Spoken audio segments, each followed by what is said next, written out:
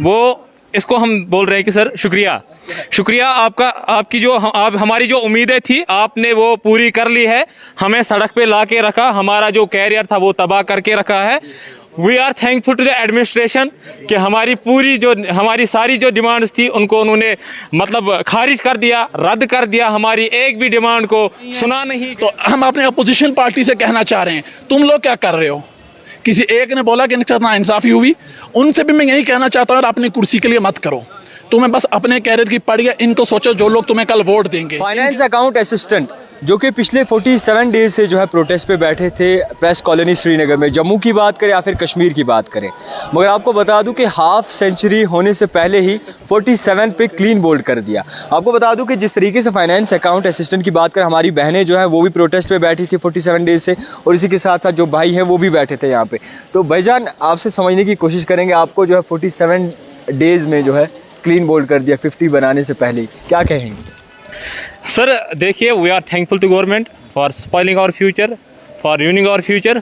Sir जो हमारी उम्मीदें थी सरकार से सर, वो इसको हम बोल रहे हैं कि सर शुक्रिया, शुक्रिया आपका। आपकी जो हमारी जो उम्मीदें थी आपने वो पूरी कर ली है, हमें सड़क पे ला के रखा, हमारा जो कैरियर था वो तबाह करके रखा है। We are thankful to the administration कि हमारी सारी जो डिमांड्स थी उनको उन्होंने मतलब खारिज कर दिया, रद्द कर दिया, हमारी एक भी डिमांड को सुना नहीं गया, हमारी मतलब कोई बात को आगे पहुंचाया नहीं गया। हमने बहुत मेहनत की अपनी तरफ से, पिछले 47 दिनों से हम प्रेस कॉलोनीज में साइलेंट प्रोटेस्ट पर थे, हमने कोई ऐसा वे इख्तियार नहीं किया था कि जिससे प्रॉब्लम हो जाए। हम खाली वो अपनी अच्छी सी डिमांड्स लेके बैठे थे कि आप लिस्ट को फिल्टर करो। हमने ये नहीं बोला था कि आप जो चोर है, उन भ्रष्टाचार वाले जो लोग हैं आप उनको बचाओ। हमने बोला था आप उनको बाहर करो, जो लोग अपनी मेहनत से आए हैं लिस्ट में, आप हमारा जो लिस्ट है उनके साथ इंसाफ करो, हमारा लिस्ट रिलीज करो। लेकिन कल शाम को DGPIR की तरफ से एक ट्वीट आता है जिसमें सीधे लिखा होता है कि इनका जो एग्जाम है वो कैंसिल कर दिया गया। मतलब जो हमारे सर है वो कट गए, हमारी जो दोनों बाजू थे, पहले SI में हमारी सिलेक्शन, उसके साथ एक बाजू, कल हमारा दूसरा बाजू काट लिया। अब हम बिना बाजू के हैं, अब हमारी उम्मीदें इस सरकार से खत्म। इंशाल्लाह इलेक्शन में ये भी आएंगे, हम भी तब देखेंगे सरकार क्या मांगती है हमसे। हमारी उम्मीदों पे पानी फिरा, उनको मुबारकबाद देते हैं कि आपकी उम्मीदें हैं वो पूरी हो गई है। यहाँ का जो यूथ है वो सड़कों पर है। नहीं, परेशानी में तो इंसान जो है परेशानी में अलग से बैठता है, परेशानी जाहिर करते, तो मिठाई किस लिए? सर मिठाई BJP वालों के लिए है, अलग से, क्योंकि उन्होंने बोला था, अल्ताफ सर ने यहाँ पे आके बोला था कि मैं आपके साथ अलग बैठूंगा अगर स्क्रैप हुआ, आपके साथ ये इंसाफ होगा, लिस्ट जो है स्क्रैप नहीं होगा, हम फिल्टर करेंगे, जिन्होंने चोरी की है उनको हम लेंगे जेल, मगर बाकियों के साथ इंसाफ होगा। साहब आए फिर कहाँ सर, बोलने की बातें हैं, आज बोल रहे हैं कि क्या इसमें ये गवर्नमेंट का फैसला है। सब BJP ऑफिस बिल्कुल वहीं से आ रहे हैं, उनको मिठाई दे के आए हम, BJP ऑफिस वालों को मिठाई, बिल्कुल मिठाई खिला के आए हैं, ये उनके लिए थी, उनके लिए लाए। भाईजान आप ये समझने की कोशिश करेंगे, हमारी बहनें भी हैं काफ़ी, इन बहनों को काफ़ी अरसा हो गया मैं देख रहा हूँ, आपका खर्चा भी हुआ होगा, यानी कि एक उम्मीद थी कि अगर खर्चा होता है, हमारे पैसे जेब से जाते हैं तो कहीं ना कहीं हमें इंसाफ मिलेगा। तो उस इंसाफ में आपने कितने दिन अपने ज़ाया किए? आपको लगता है कि कहीं ना कहीं नया कश्मीर सही है? मैं तो बताऊंगा, मैं क्या सारे बता रहे हैं, पिछले 3 साल हमारे ज़ाया किन्होंने, पिछले 47 दिन से यहाँ पर बैठे हैं, जब से हमने पढ़ना स्टार्ट किया वो दिन भी ज़ाया हो गया ना सर। अब ये 5 महीने जब से हमारा रिजल्ट निकला था, हम इसी उम्मीद में थे कि हमारा सिलेक्शन लिस्ट आएगा, हम लगे थे जॉब पे, लेकिन वो भी खत्म, हमारी जो प्रिपरेशन थी वो सब खत्म। अब हम बस एक रेस्पेक्ट के साथ अपना जो प्रोटेस्ट है वो कॉल ऑफ करते हैं, क्योंकि हमारी जो उम्मीदें हैं वो खत्म हो गई, हमारे जो सर है वो कट गए, हमारे बाजू कट गए सर। अब हम शुक्रिया करते हैं। बस हम बहन से बात करना चाहेंगे और समझना चाहेंगे, जिस तरीके से कल फिर से जो है इनके लिए जो नया हुक्मनामा आया है उस पर बातचीत करेंगे, जो कि काफ़ी अरसे से प्रोटेस्ट पे बैठी थी और इनकी आंखों में स्टार्टिंग डे से लेके अभी तक जो है आंसू भी थे। बहन, जिस तरीके से नया हुक्मनामा आया है और स्क्रैप किया गया है फाइनेंस अकाउंट असिस्टेंट की लिस्ट को, क्या कहेंगे आप? जी हमारे जो आज 47th डे है, मतलब हम 46 डेज से एक ही डिमांड कर रहे थे कि जो जेन्युइन स्टूडेंट्स हैं उनको हार्ड वर्क का जो है उनको उसका फल मिलना चाहिए, और जो स्कैमर्स हैं उनको बाहर निकालो। जो कि LG साहब ने खुद एक स्लोगन दिया था कि बेगुनाह को छेड़ो मत और गुनाहगार को छोड़ो मत, और हम भी वही कह रहे थे, जो आपने स्लोगन दिया था आपको उसको फिर अप्लाई भी करना है। और हम ये नहीं बोल रहे थे कि आप लोग ऐसी सिलेक्शन लिस्ट निकालो, बल्कि हम ये भी बोल रहे थे कि हम कोऑपरेट करने के लिए तैयार है, हम एफिडेविट देने के लिए तैयार है। आप लोग स्कैमर्स को बाहर निकालो और जो जेन्युइन स्टूडेंट्स हैं उनको अपना हक मिलना चाहिए। और जो ये स्क्रैप पॉलिसी इनकी थी, जो इन्होंने आफ्टर एब्लिकेशन ऑफ 370 जो है उसके बाद जो ये अप्लाई किया है फायर एंड एमरजेंसी या जेई जो है जल शक्ति है, और अब हमारा जो है या JKPSI है, मतलब जितने भी एग्ज़ाम्स आफ्टर एब्लिकेशन ऑफ आर्टिकल 370 हो गए हैं वो सारे एग्ज़ाम स्क्रैप किए गए हैं।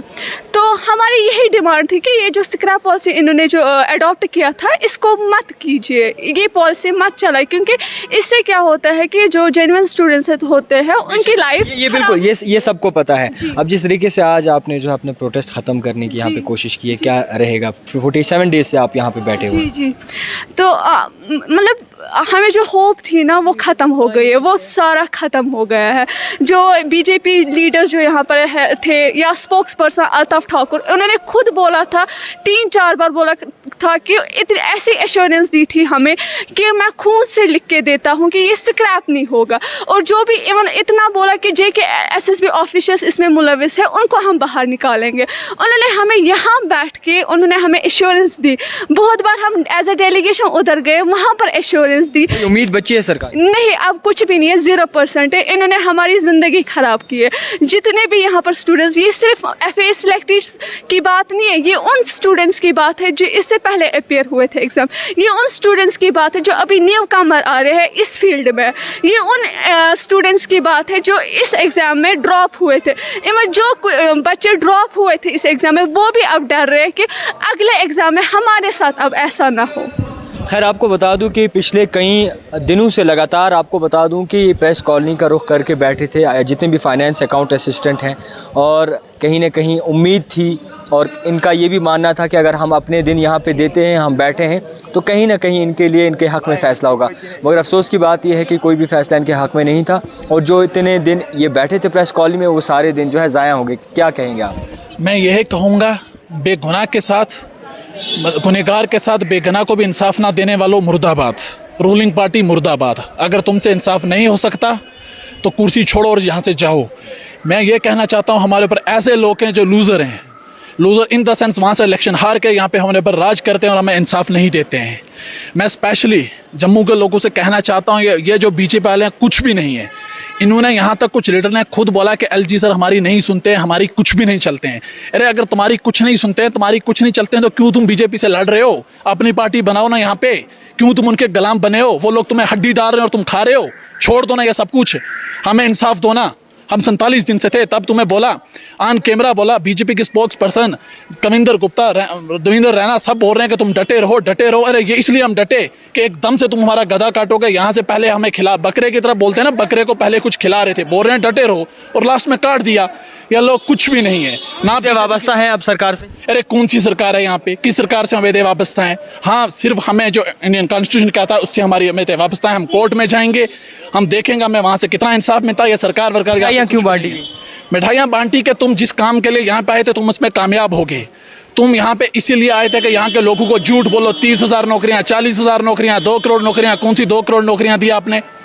आप सिर्फ यहाँ पे झूठ फैलाने के लिए आए थे। इनका काम सिर्फ यही है, यहाँ के अवाम को लॉलीपॉप दो, इनको किसी और काम पे लगाओ ताकि इनको पता ही ना चले यहाँ पे क्या हो रहा है क्या नहीं हो रहा है। यहाँ के जो नौजवान है वो नशे के साथ लगे, वो कुछ और गलत स्टेप लें, हम अपना रैंक बढ़ाएं, ये करें। बस इनका यही काम है, इसीलिए सरकार यहाँ पे आई है और इनका कुछ नहीं है। तो हम अपने अपोजिशन पार्टी से कहना चाह रहे हैं, तुम लोग क्या कर रहे हो? किसी एक ने बोला कि नाइंसाफी हुई, उनसे भी मैं यही कहना चाहता हूँ, अपनी कुर्सी के लिए मत करो। तुम्हें बस अपने कैरियर की पड़ गया, इनको सोचो। जो लोग तुम्हें कल वोट देंगे इनके बारे में भी सोचो, उनको भी हमारे हक में आना चाहिए। और हमारे जितने नौजवान हैं जम्मू कश्मीर के, उनको मैं कहना चाहता हूं, आज हमारे साथ ये हुआ, कल आपके साथ डेफिनेटली ये होगा, क्योंकि ये सरकार सिर्फ एक ही वहां से लेके आई है पॉलिसी, एग्जाम करो स्क्रैप करो, एग्जाम करो स्क्रैप करो, बस ऐसे ही सारी जिंदगी कटेगी यहाँ पे। बस मैं शुक्रिया यही कहना चाहता हूँ। तो पिछले 47 डेज से जो है ये प्रेस कॉलोनी में बैठे हुए थे। जम्मू की बात करें या फिर कश्मीर की बात करें, लगातार जो है नज़रें सरकार पे थी कि क्या कुछ बड़ा फैसला निकल के सामने आएगा। मगर अफसोस की बात यह है कि ना कि बड़ा फैसला सामने निकल के आया, बल्कि जो है इन्हें जितने दिन ये बैठे थे वो दिन भी ज़ाया, और इन्होंने जो एग्जामिनेशन दिए थे वो एग्जामिनेशन भी ज़ाया। देखते रहिए द टाइपराइटर जावेद खान के साथ।